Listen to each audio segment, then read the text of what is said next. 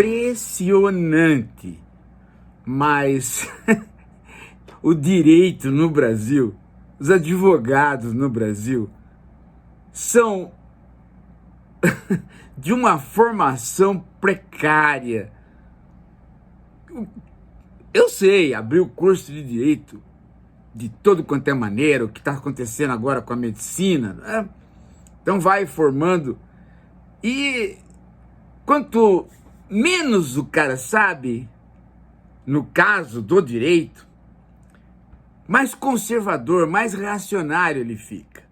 Em outras áreas não necessariamente isso acontece, mas no direito a tendência é muito forte nesse sentido.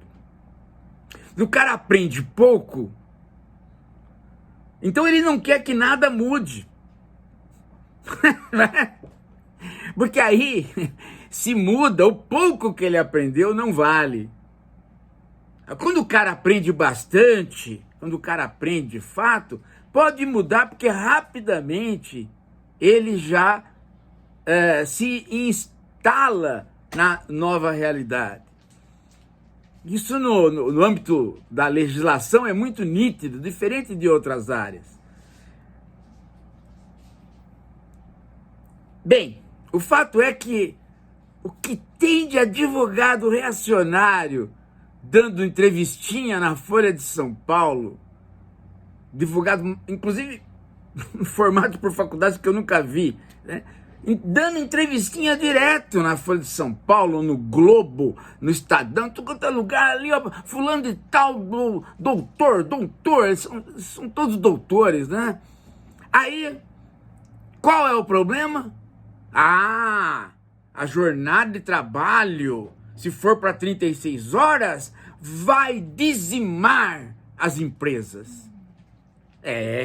Vai dizimar, vai. Porque eles são tão imbecis que eles acham que o sujeito vai despedir, né? Vai ter que contratar outro porque vai despedir alguém. Não vai despedir ninguém, cara. É mesmo salário, mesmo trabalhador. Ah, mas como é que faz se ele não vier neste dia? No domingo ele já não vem. Agora ele quer o sábado. Cara, o sujeito acha... Quer dizer, o cara nunca leu nada sobre trabalho na vida dele. Ele acha que trabalho é alguma coisa que ocorre a partir do tempo do relógio. O tempo do relógio é uma mensuração do trabalho, utilizada pelo Ricardo, utilizada pelo Adam Smith, utilizada pelo Marx. Mas o Marx, nos Grundrisse, ele já olha de maneira diferente. Ele começa a perceber que a questão do tempo do trabalho tem que ser levado em conta também aquilo que ele já falava no Capital, mas que ele não... que é a intensidade do trabalho. Que, aliás, é exatamente a maneira pela qual se extrai a mais-valia relativa. A mais-valia, o chamado trabalho não pago, é a partir do valor absoluto. Você tem que ir aumentando a jornada de trabalho, aumentando a jornada de trabalho. Chega uma hora que não dá mais para aumentar. Então, como é que você faz para que o trabalho continue mais produtivo sem aumentar a jornada de trabalho? Ou seja, você extrair mais-valia. Você intensifica o trabalho. Como é que você intensifica o trabalho? Você fala para os trabalhadores, trabalhem mais depressa. Não. Você introduz a maquinaria. A maquinaria encurta o tempo de trabalho, de modo que fica mais produtivo. É isso que é a chamada mais-valia relativa, né? Daí que você pode tirar a mais-valia relativa. Então a questão do número de horas que você fica numa empresa não tem equivalência direta com a sua produtividade. Caramba! Será que é preciso explicar isso? Uma coisa tão simples, todo mundo conhece isso na prática. Eu estou aqui fazendo uma coisa manual e produzi três exemplares de mercadoria, aí vem uma máquina, eu produzo 6 no mesmo tempo. Vem outra máquina, eu produzo 12 no mesmo tempo. Até que chega uma hora que vem uma máquina que me tira, porque ela produz tudo ao mesmo tempo, né? E aí eu tenho que me deslocar para outro emprego. Aquele lá fica inteirinho maquinizado e eu vou para outro emprego, que é o que aconteceu na nossa sociedade. As pessoas foram para a área de serviços porque a área de produtos se maquinizou.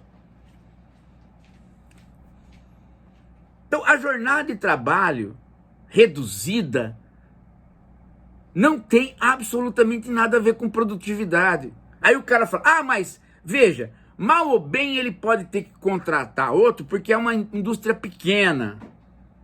Não dá para ele mudar. Então, mal ou bem ele vai ter que contratar outro para cumprir aquele dia e vai ter mais encargo trabalhista. Ora bolas! Basta você fazer uma coisa escalonada. Basta você fazer uma coisa escalonada. A grande, a média e a pequena empresa. Ver como é que você pode fazer a redução da jornada de trabalho diferenciada. Ou um sistema de adaptação. Ou simplesmente, você ir diminuindo gradativamente.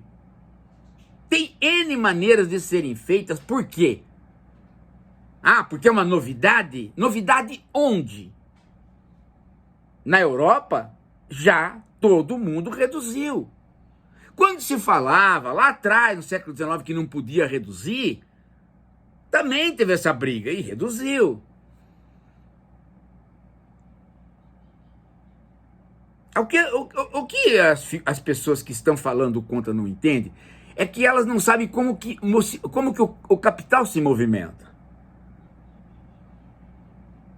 O capital hoje, gente, ele cresce no setor financeiro. O setor financeiro não se apresenta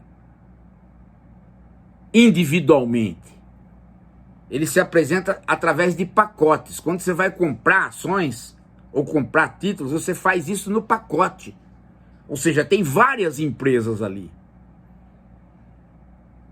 Isso significa o quê? Significa que o capital não para de aumentar por conta de jornada do trabalho decrescer. Porque você tem a empresa média, a grande, a pequena, a de que vende doce, a que é de esporte, num conglomerado para vender ações.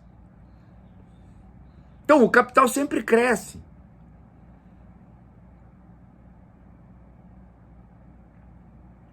Ele não é circunscrito. Ele não é. Acreditar, gente, que nós estamos num capitalismo onde tem empresas separadas umas das outras, elas podem estar aparentemente separadas. Mas quando você vai ver o capital, ele está fundido numa holding, num grupo. Veja o caso das editoras. Você pega, tem um monte de editora, né? Peguem as mais velhas, as mais tradicionais. Vocês vão ver que existe só o selo delas. O selo delas. Ou uma pequena equipe editorial que toma conta do selo. Mas essa editora, como editora, já foi comprada por uma maior. E a outra também, a outra também. E você vai encontrar 4 ou 5 grandes conglomerados de editoras. A Record, por exemplo, a editora Record é dono de uma série de selos que você vê por aí, que são selos tradicionais.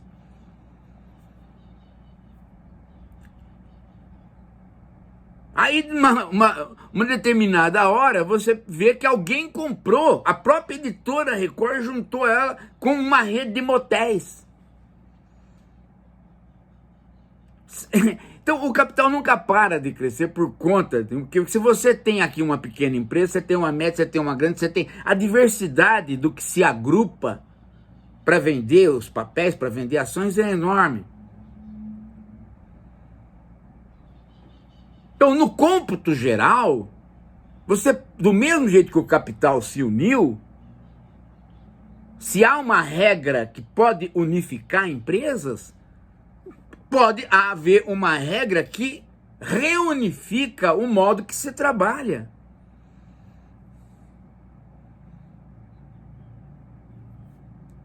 Não dá para entender essa história de que eu vou ter que pôr alguém no lugar de fulano.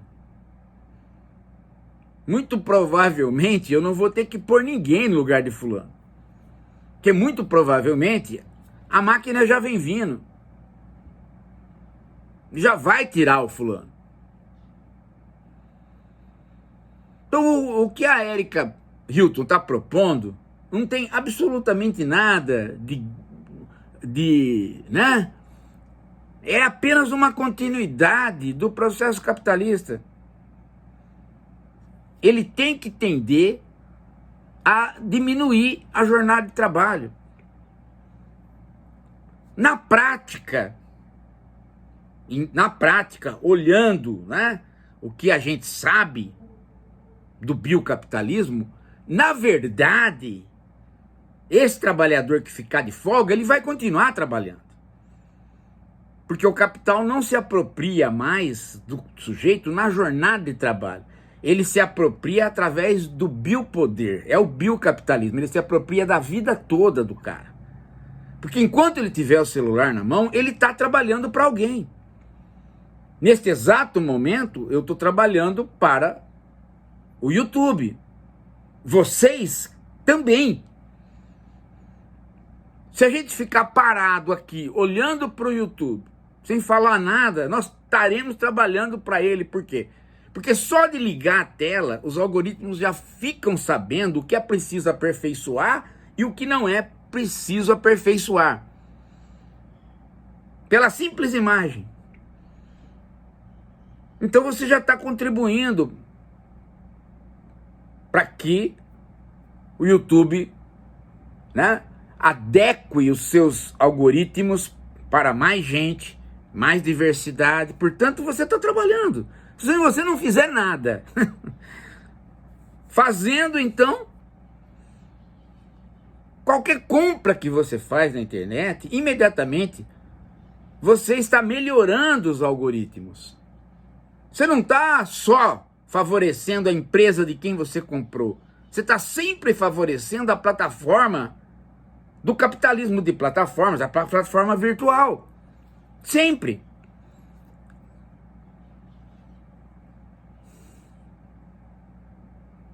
Então, tirar 2 dias ou 3 dias de folga não vai diminuir, na verdade, o conjunto do trabalho dos trabalhadores de um país. Por esses 2 motivos. Porque ele está capitalizado em forma de holding, né? E outro, porque nos dias que ele aparentemente fica folgado, ele vai estar ligado à internet. No entanto,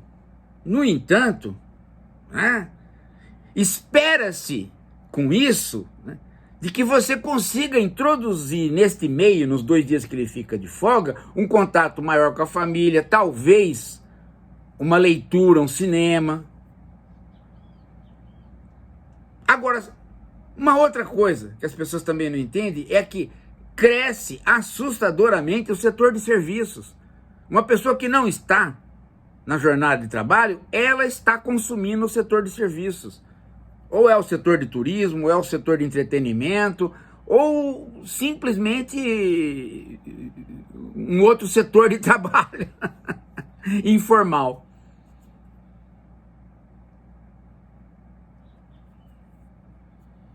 É interessante que sejam as pessoas que têm uma visão socialista que peçam esse tipo de coisa, né? Elas pedem por conta de uma certa melhoria que elas esperam para os trabalhadores. Mas, na verdade, esta melhoria não implica em nenhuma redução do trabalho. Nem hoje implicaria numa melhoria, digamos assim, psicológica das pessoas.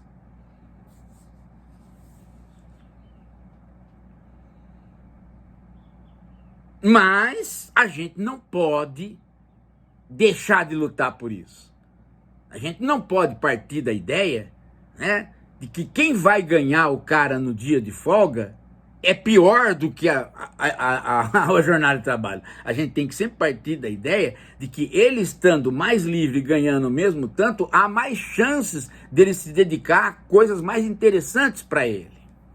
Nós não podemos partir da ideia de que ele ficando livre, né, ele vai, como a ideia no passado, né? Ah, se deixar o trabalhador livre é até pior, ele vai beber. Ah, se deixar o trabalhador livre é até pior, ele vai ficar jogando nas bets. Não, ele não precisa de ficar livre para fazer isso. Isso ele já faz.